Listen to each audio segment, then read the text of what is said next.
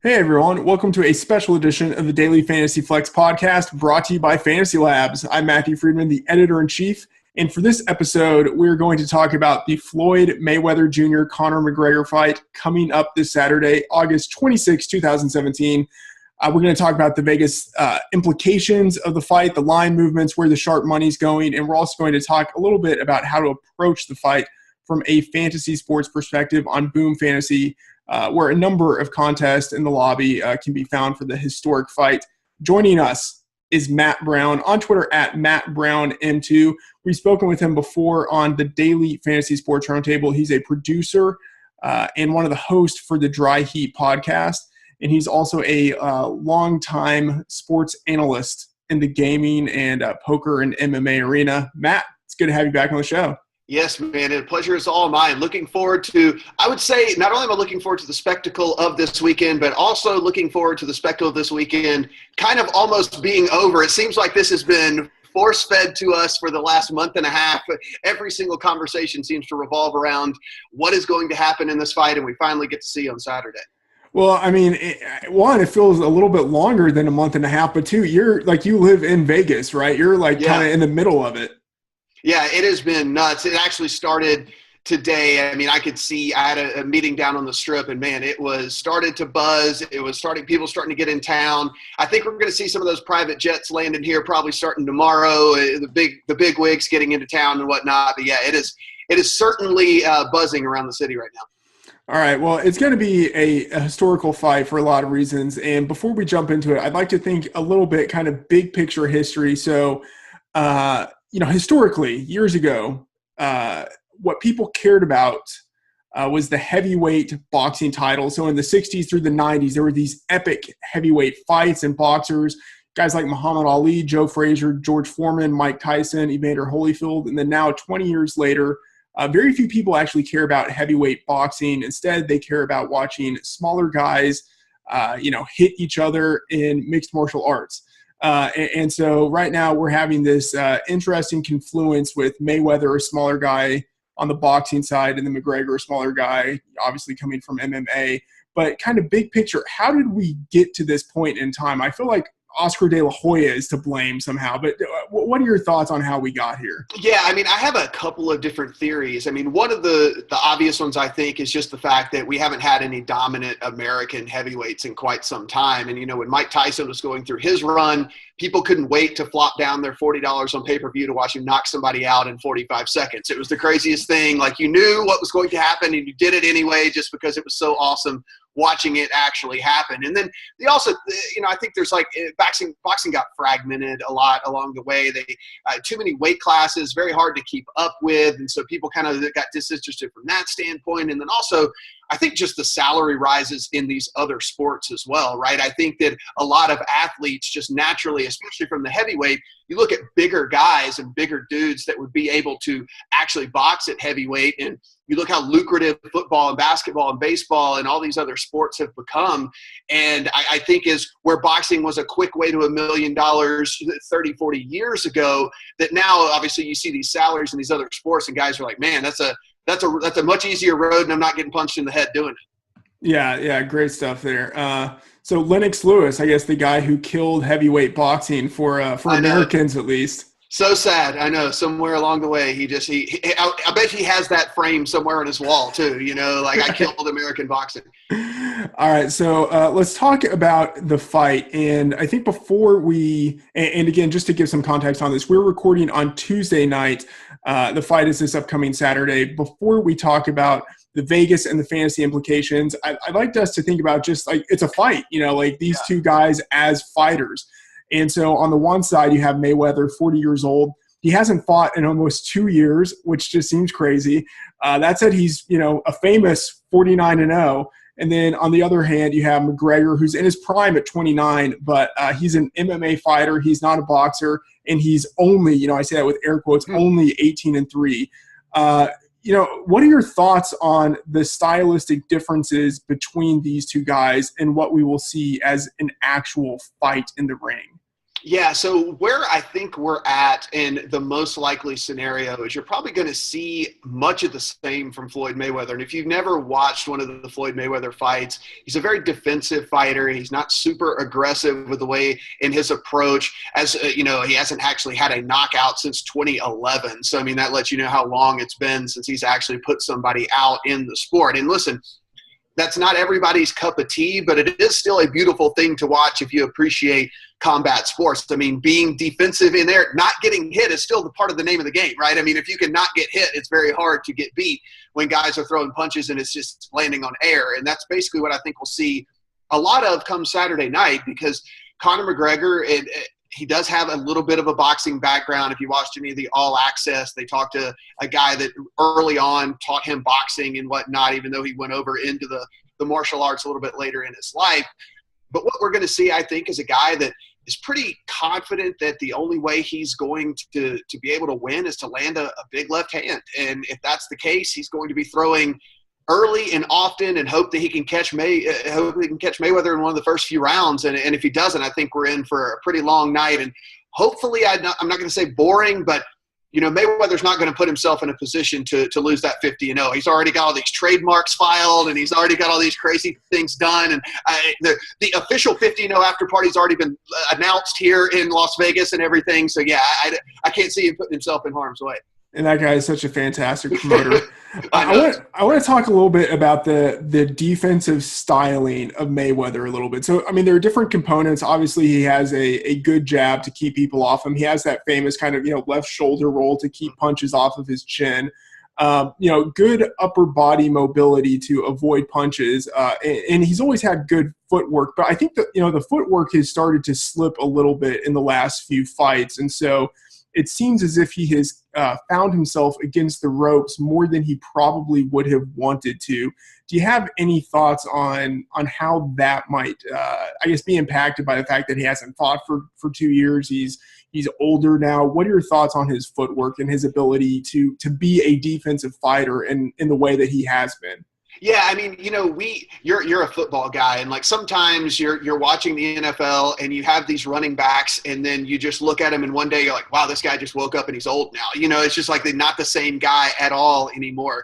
And you wonder if that could happen to a guy like Mayweather. The only difference between Mayweather and most of these other guys is he's just taken so little punishment throughout the course of his career. A lot of these guys slow down and you find themselves, really becoming punch drunk later in life because they've just eaten so many punches to the head. But it's really not the case with him. And even with him being 40 years old and having been 714 days by the time this fight actually goes before he's, since he stepped in the ring, I think we're still going to see a pretty fast, pretty fluid, pretty solid fighter. And I think it's only going to be magnified by the fact that he's fighting a guy that's not a boxer. And so I think he's going to be I think it's going to look even more impressive because McGregor's going to be looking for that early knockout. And the only way to do that is to throw really hard, long punches. And if that's the case, it gives him even more time to get out of the way.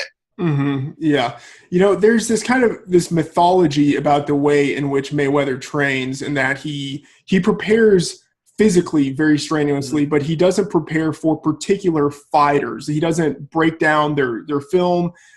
He just tries to focus on what he can do and then go into the ring basically blind. Mm-hmm. I guess, is that accurate? Is that something that's actually true? But then two, if that is the case, it seems that this would be the fight in which that could come back to haunt him. Because if McGregor is going to win, it seems as if, as you say, it has to be a knockout and it has to be something that happens early. And, Mayweather at times, he has struggled earlier in fights because he hasn't prepped for particular fighters. So what are your thoughts on that? Yeah, I would find it very hard to believe, and I'm sure he'll say otherwise, that he hasn't watched at least some sort of tape on Conor to see if he can just catch any tendencies or any sort of anything that he likes to do. And I understand that there's definitely a huge, huge difference in MMA and boxing, but sometimes you just fall back to old habits, and there might be something that he catches along the way that when Conor gets into exchanges, he does X, or maybe he does Y, and sometimes he does Z when this happens or whatever. So I would find it very hard to believe that he didn't look at least at some sort of film to see if there's something he can exploit. on Conor, because again, this is just going in completely blind, having never watched the guy fight, having never, not knowing what he can do in a boxing ring, going in with absolutely no film work whatsoever, I think would be foolish. Yeah. One more question here, and then I think we can talk about the lines a little bit. As you mentioned, Mayweather is a defensive fighter by reputation, and he's not really a power puncher. He doesn't throw a lot of combinations. He's more of a counter puncher who opportunistically takes chances when he gets them. I think people are thinking that the odds are low. I should rephrase all of this, but I guess what are your thoughts on how it is that Mayweather could get the knockout? Is that something that you think he's going for, or do you think he wants to try to string this along and go the distance?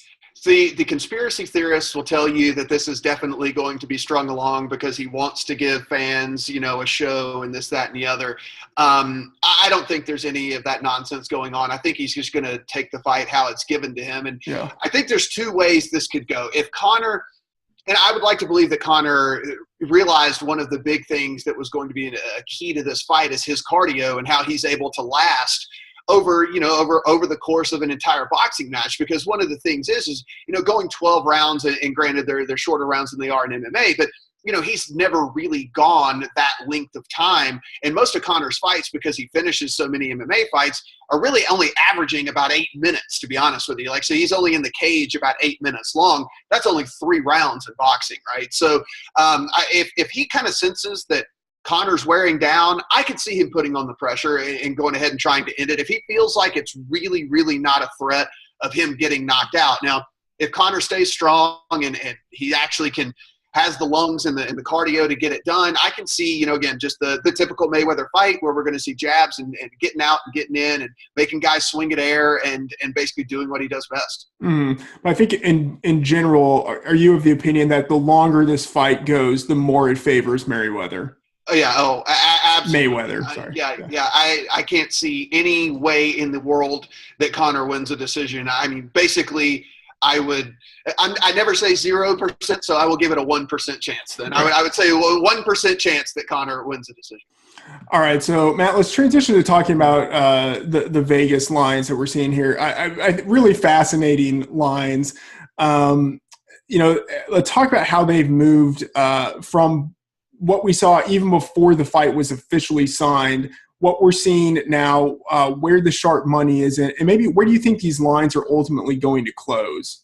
Yeah, so it's pretty crazy. Now, granted, you could only bet a small amount before the fight was actually announced, but they basically threw up these crazy lines because they seemed like that would be kind of appropriate, right? Which would be, it was like minus 5,000 for Floyd Mayweather, like before the fight was actually signed. And some of these guys that run sports books here in town that said, the true odds are probably closer to 100 to 1, because again, we're talking about a guy that is, one of the, if not the best boxer of all time against a guy that's never actually done it. One of the best analogies I've heard is basically them trying to come up with a line for like the very best college football. So let's call it Alabama of the last 10 years or something, against the worst NFL team. You hear that analogy all the time, right? Like could Alabama beat the Browns, or something like that? And it's basically trying to come up with that type of line. It's like it's something that you would never ever have to do, and then oh wow, they actually have to do it now, and they actually had to do it. So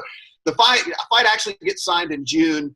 They throw up a line of like minus 2,700. So for those of you that aren't completely into how all that works, you would have to bet $2,700 on Floyd Mayweather to win $100 is how that line actually was, and a plus 1,100 on Conor. Well, what that usually does is draws a lot of public money on the underdog, because nobody that's just a casual bettor has $2,700 to win $100. So they want to be able to put the $100 and win the $1,100. So that line actually quickly moved down to about minus 700, all the way between like minus 625 for the majority of July, actually. That was kind of where it stood. And then in August, we got the real big bet from the Maloof family that used to, if you guys know, they used to own the Kings. They own the Palms here in Vegas. They used to own the Palms here in Vegas and everything like that.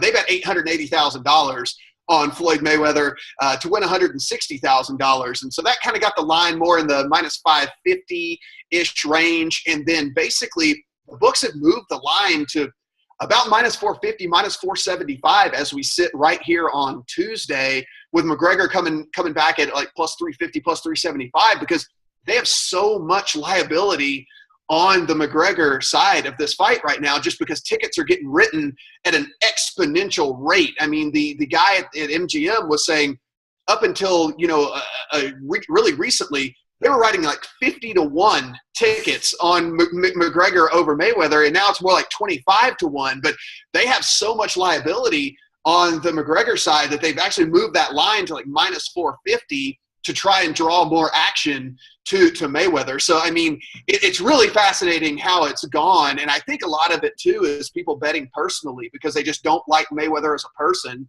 And if you're going to root against him in the fight anyway, you might as well cash in if your guy happens to win.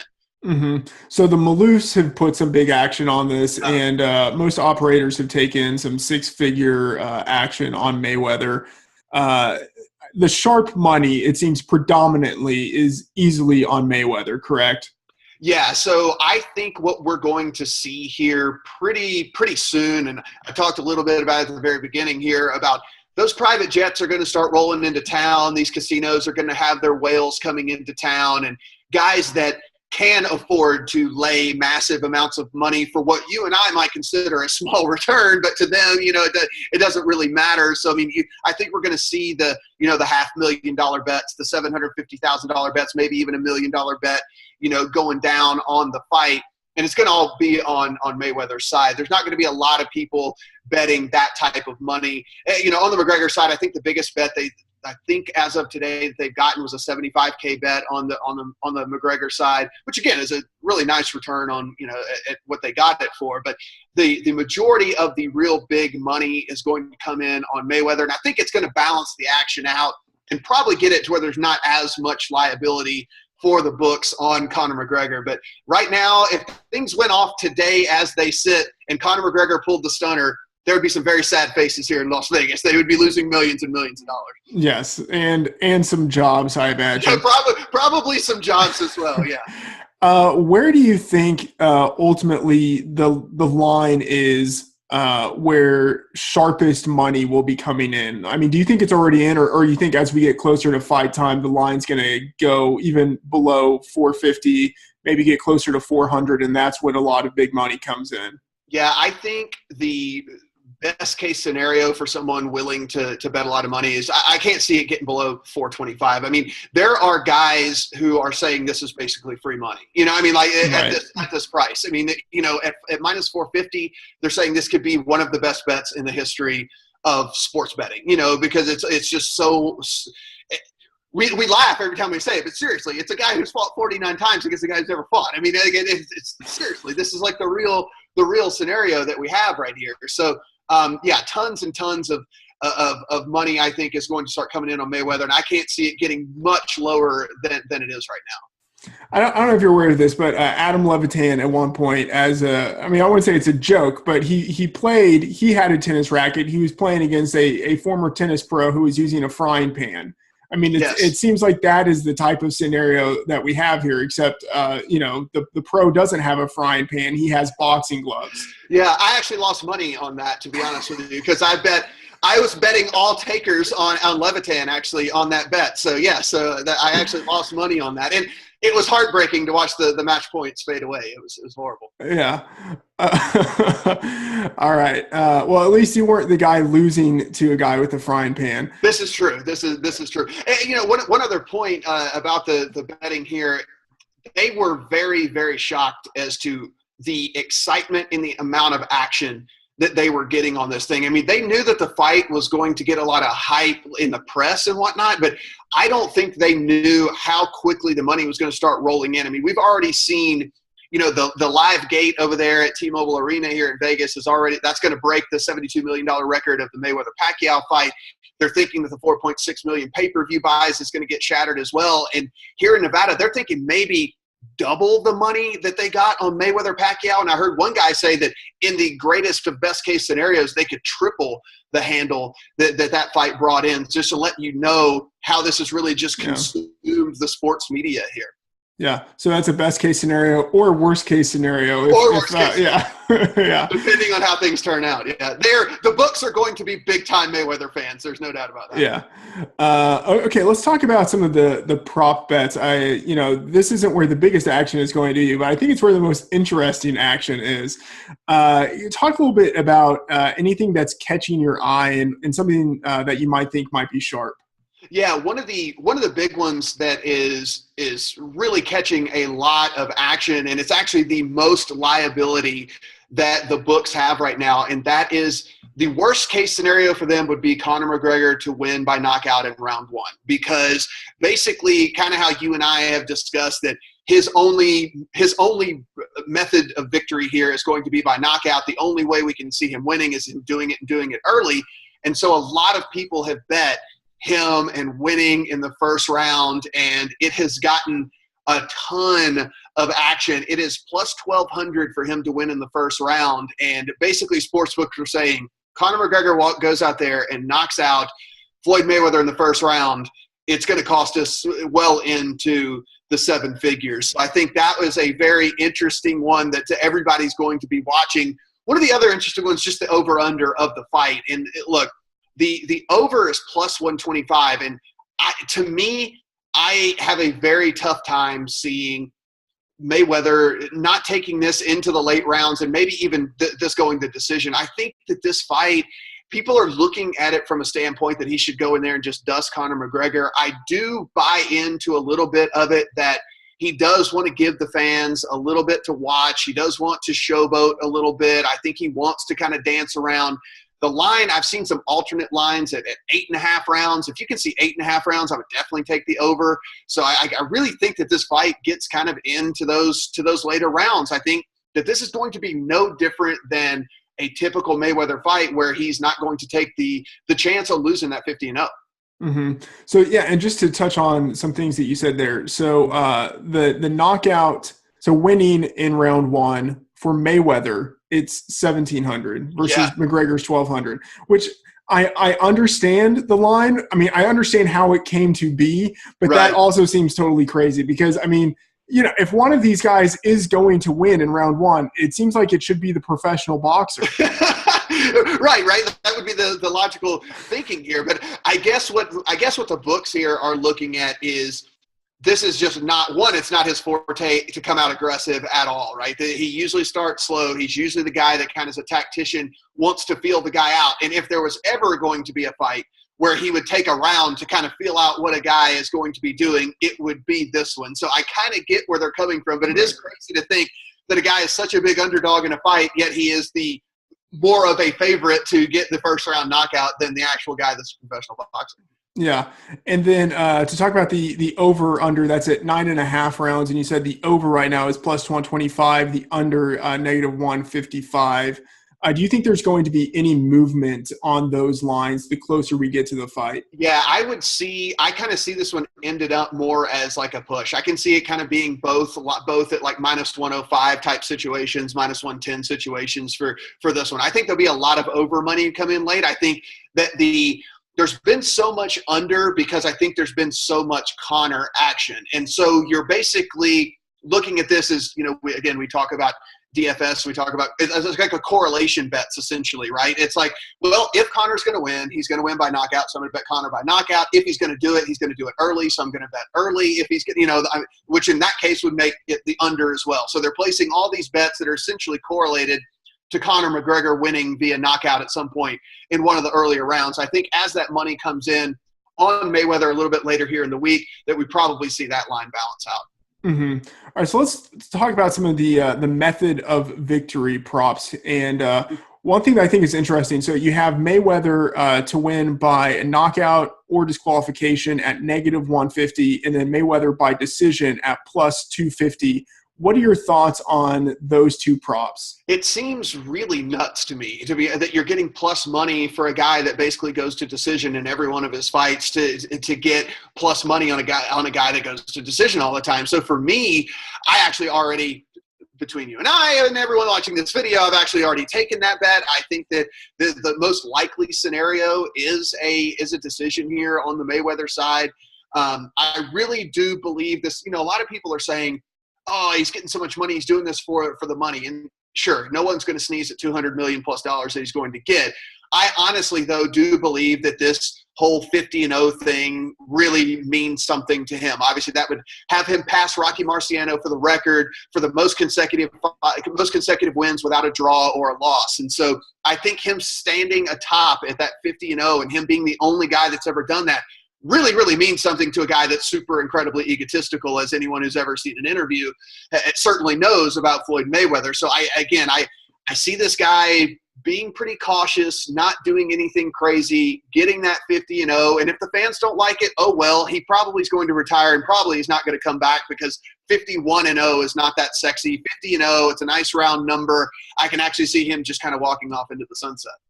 Yeah. Are there any props that you've seen about whether this is the last fight? I mean, I don't know whether you would even. Yeah, there's some props out there about, will there be a rematch and like, will there be an MMA fight out of this and all this? And like, there's zero chance there's going to be an MMA fight. I mean, why would Floyd risk it? Again, we're talking about a guy who really loves himself. And so putting himself in a situation that he probably has, again, it would be just the exact opposite, right? I mean, like we've seen this before. James Toney came over and fought in MMA, and everyone's like, "Whoa, he's got all this knockout power." Yeah, but the thing is if you don't know how to stop a takedown, you just get taken down and beaten to death on the ground, And so it would just be the exact same scenario in a McGregor Mayweather MMA match. So like he would never put himself in that type of scenario. But yeah, I have seen that there's some of these weird props about will there be a rematch? Will there be an MMA fight after that? Will there be like different things, like that? And I think that's weird. There's weird other bets out there that you can make, and some of the other books around around the world and whatnot, that there are, will Justin Bieber walk out with him because they're beefing right now apparently, just so there's all these crazy like things like that. Who will have the longer walkout? Will it be McGregor or Mayweather and all these things, which really you have no idea. You're just flipping the coin essentially. Mm-hmm. All right, and then one more prop here. So you're saying that you believe the fight goes the distance. Right now, it's plus 200 on that. If it ends in rounds 10 through 12, plus 500, and then if it ends in rounds 1 through 3, plus 350. There's some other action in between. What are your thoughts on the different lines there? Yeah, so I guess if you're a McGregor backer, then you're taking the 1 to 3 and you're thinking that's the way to get it done. If you are a Mayweather backer, I think you're probably leaning to one of these, later round type situations. If Floyd is able to knock him out, I still believe that it comes in one of the middle to late rounds, because he's going to wait until Conor kind of starts to slow down, kind of maybe hopefully gets tired, and then he can take advantage of what I assume will probably be a pretty distinct speed advantage anyway, and then he can actually kind of put it on Conor in that situation. So for me, it depends on which side you want to back. If you want to back McGregor, you're obviously taking the lower rounds. If you want to back Mayweather, I would take the higher rounds. Yeah, 10 to 12 at plus 500 seems like a lot of value there. Yeah. If you're assuming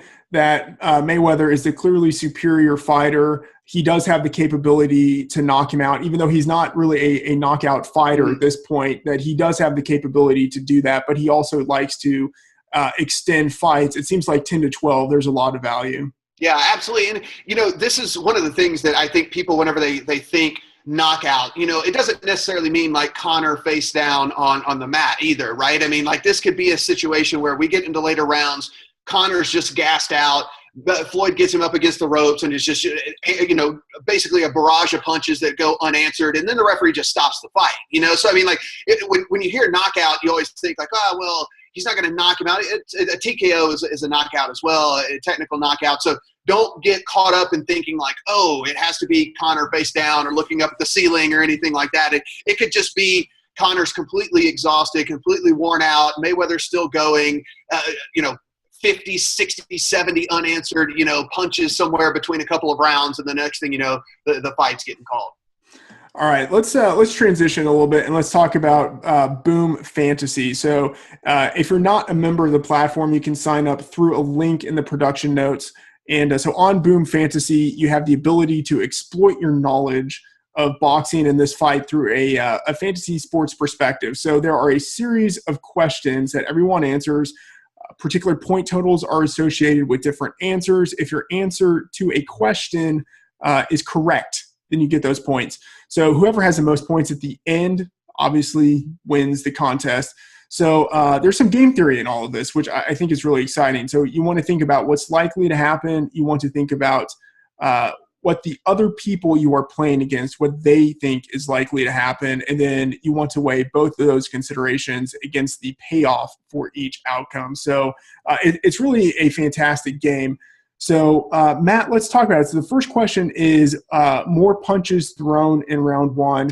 McGregor versus Mayweather. You get 7,900 points for McGregor, 2,100 points for Mayweather. What are your thoughts? Yeah, I think this is a slam dunk for McGregor. I think that, you and I talked about that earlier in this. I believe that Floyd is going to come out and he's going to feel him out. And I think that Conor is a young, brash, believes he can do it all type of guy. And I think he's going to come out and just go ham in that first round. I think he's just going to go absolutely crazy, knowing that his best shot is going to be early in this fight. So for this one, I did not even bat an eye. I would think that McGregor is going to throw more punches. That doesn't necessarily mean that he's going to land the most. All right, what are your thoughts on power punches landed in round one? It's 2,200 to Mayweather, 7,500 to McGregor.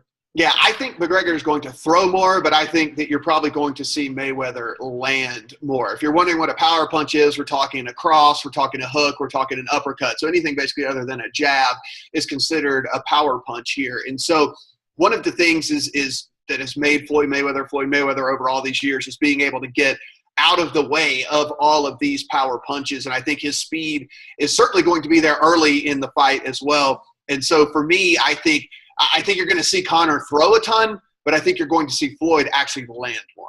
Mm-hmm. All right. The next question is which boxer will land more punches during the fight? You have Mayweather 2,300, McGregor 8,800. Quite interesting here because we really don't have anything as a baseline here for Conor. So basically, you have to just kind of say what you think is going to happen here. Is he going to basically take it conservatively and try and just land kind of jabs and different things like that? I don't really see that scenario playing out. So I think the number is somewhere in the 60, 70-ish range as far as landed punches. And I think that you can feel pretty confident that Floyd is probably triple that, in that 175, 180-ish type range. He's going to throw a lot of jabs. He's going to land a lot of jabs. And I think that is going to be something that is going to be the theme of this fight because it's going to be just something that you don't see a ton of very precise jabbing in MMA. Like that's one of the big knocks that a lot of the striking people say and the striking people coaches that why don't these guys jab more? Why don't they jab more effectively in MMA? And so I think that you're going to see a ton of those being thrown. I think Mayweather lands probably 3x on McGregor in this fight. Yeah, and you can even get a sense of that 3x advantage just based on the point differential, 2,300 to 8,800 there. I mean, quite a big spread. The next question that we have, jabs landed for McGregor, and there's a spread there, 0 to 11, 12 to 19, 20 to 28, and then 29 plus. And you get specifically 30,000 points for 29 plus. That is a big bump over all of the others. What are your thoughts there on the number of jabs landed? As you just mentioned, McGregor and MMA fighters in particular, not great jabbers. Yeah. Listen, from a game theory standpoint, getting that many points to me, it seems like something I would probably just do from a game theory standpoint because it's so huge. What I actually think has happened is probably somewhere in the lower 20s. And so if it's somewhere in the lower 20s and basically you get so many more points, right, from 30 or more, it's probably from a game theory standpoint likely that you take that because you get so many more points. Where I actually think it falls 20 to 25 is probably where I think that it ends up landing. Now, to kind of get a little bit meta on all of this, because you're competing against, other people who are playing and you have to think about what they might be thinking. my sense, and I could be entirely wrong about this, but my sense is that a lot of the people who would be playing this might be pro McGregor, and could maybe go a little bit further in the enthusiasm and take the 29 plus. That's true. That is very true. I mean, that is one thing to think about is kind of like we were talking about with the betting lines earlier as well, is most likely, I guess, people playing this are probably going to be rooting for McGregor as well. There's just not a lot of people who are Mayweather fans. It's really hard to find someone that says, yeah, I'm a Floyd Mayweather fan. It's just like you don't really run across those guys very often. And so you end up betting with your heart instead of your head. So you know what? I rescind what I said earlier. Yes, I would take one of any of the other options in this other than that 29 plus, because like you said, you're right. Probably 70% of people are going to land on that. Yeah, I mean, I might be way off, but it's hard to say. I mean, the market it's unknown. It's right. Unknown fight, unknown market. Let's talk about jabs landed for Mayweather. The spread is 0 to 41, 42 to 60, 61 to 79, and 80 plus, which is just a fantastically high number. Yeah. And you have 20,200 points for 80 plus. Where are you falling on that spectrum? This is another one that was just a snap call for me on the 80 plus. Like, I can't see any other way that he doesn't just have his way with that jab. And again, it kind of keeps Conor off balance. It kind of keeps Conor out of rhythm as long as he just keeps kind of peppering him over and over and over again. It also gives him an easy way to get out and get away. And so for me, I think he lands jabs at will. So this was the easy snap call for me is the 80 plus. All right. And then a couple more questions here. We have power punches landed for McGregor. And specifically, they are setting the line here at 77. The closer you get to the correct number, obviously, the more points you get. Where do you think that number is going to fall? Or if you had to set an over-under right now for power punches, where are you falling? It's like 29 and a half. I mean, I know that sounds crazy, but yeah. I think that's basically all he's going to throw. And so by just sheer volume, he'll land some of them. But I just can't see a scenario where he's able to. How is Conor McGregor going to be able to do something that no other fighter, no other boxer in history has been able to do? Like, nobody has been able to hit Floyd Mayweather with a lot of power punches. And so I can't see this MMA guy coming in there and being able to magically have success where all these other guys have not. So I think it's way, way, way low. I would think closer in the 20, 25 range. All right, and then the last question that they have, how many total power punches will Floyd Mayweather land during the fight? They've set it at 96. What are your thoughts on that line? Where would you set it? I love that line. I think that is kind of right on. Like 95 and a half-ish would kind of be where I would be looking at. Obviously, if I think he's going to land, which I said a little bit earlier, maybe 175, 180 total punches, about half of those I assume will be close to being, power of the power punch variety. So if I'm going 80 plus in jabs, then I've got to go close to 90, something like that with the power punches. My personal opinion, I had it like kind of 90, 91, 92, something like that. But they're real good with that line. 96 is right on. Yeah, 96, I think they said, is the average of what Mayweather has done in his last 5 fights. Thinking about those power punches a little bit, Mayweather is actually pretty dynamic with his opening right cross. If a guy's there, with his arm down, he will just go with the right cross, multiple times. I mean, do you think that is going to be the punch that he goes to a lot in the fight? Yeah, definitely. And especially with McGregor being a southpaw, right, it's going to be opened up for him to throw that a lot. And so I kind of believe in not only will this is getting so crazy here that we're saying that we're talking about this, but like not only do I believe that he's going to be able to land jabs at will, I also believe he'll be able to land power punches at will. It just depends on how many. It just depends on how many power punches he wants to throw. It depends on how he wants to kind of construct the fight and when he wants to turn it on. I would actually think that the majority of these power punches will come kind of, as we mentioned earlier, the middle to later rounds, whenever the threat of being knocked out or being knocked down is greatly diminished, because he's had a few rounds in there to figure out Conor's tendencies. Hopefully Conor gets a little bit tired or a little bit more slow. So I think that's when we'll see the majority of these power punches being thrown. But I think it's going to be a long night for Conor McGregor on Saturday. All right, Matt, it's been awesome having you on the show. Any final thoughts on the fight? I mean, I guess I mean, if you were setting the lines on this, or just thinking about the odds, what are the odds that McGregor actually wins this fight? You said earlier that some bookmakers in town were saying they would realistically think of it as 100-1. But what are your thoughts? Yeah, I mean, so everybody likes to give the whole puncher's chance thing. And listen, I'm not going to discredit that. They are fighting with 8-ounce gloves instead of 10-ounce gloves. That doesn't make the biggest difference in the entire world, but they are going to be smaller gloves, which are a little bit closer to the 4-ounce gloves that Conor McGregor is used to.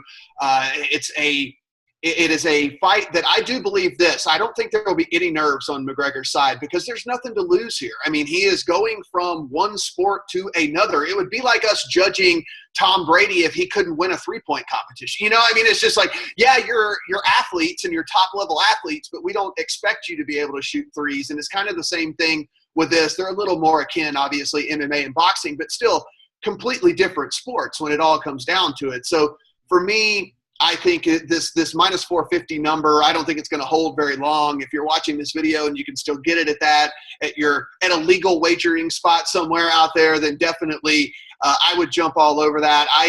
As soon as it hit 475, it got my action, and I feel pretty confident with it.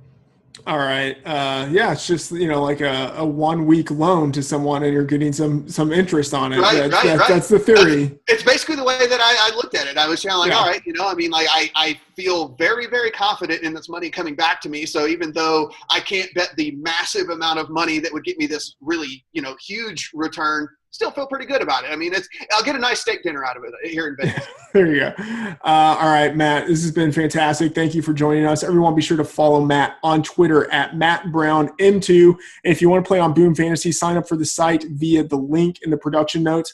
I'm Matthew Freedman, Matt F. the Oracle, and this has been a special edition of the Daily Fantasy Flex podcast for the upcoming Mayweather-McGregor fight. Thanks for tuning in, and good luck.